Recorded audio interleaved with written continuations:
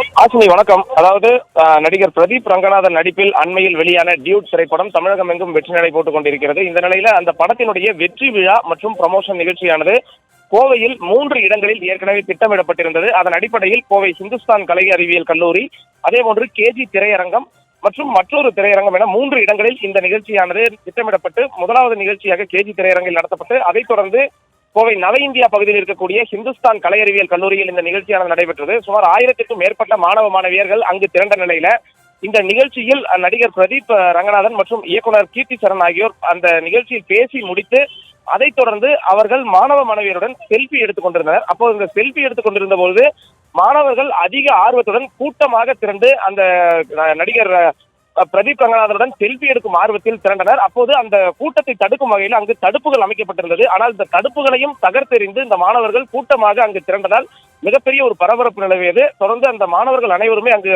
கீழே விழுந்ததால் சுமார் ஒரு 30க்கும் மேற்பட்ட மாணவர்கள் அங்கு கீழே விழுந்தனர். இதனால் அங்கு ஒரு மிகப்பெரிய ஒரு பரபரப்பு ஏற்பட்டது. ஏற்கனவே அங்கு பாதுகாப்பிற்காக தனியார் பாதுகாவலர்களான பவுன்சர்கள் நிறுத்தி வைக்கப்பட்டிருந்தார்கள்.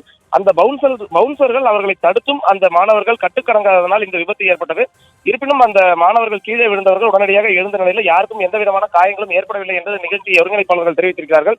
இருப்பினும் இந்த நிகழ்ச்சி என்பது அந்த மாணவர்கள் கீழே விழுந்ததன் காரணமாக ஒரு மிகப்பெரிய ஒரு சலசலப்பானது ஏற்பட்டது. தற்போது அந்த நிகழ்ச்சி முடிவடைந்து அவர்கள் படக்குழுவினர் அங்கிருந்து புறப்பட்டிருக்கிறார்கள்.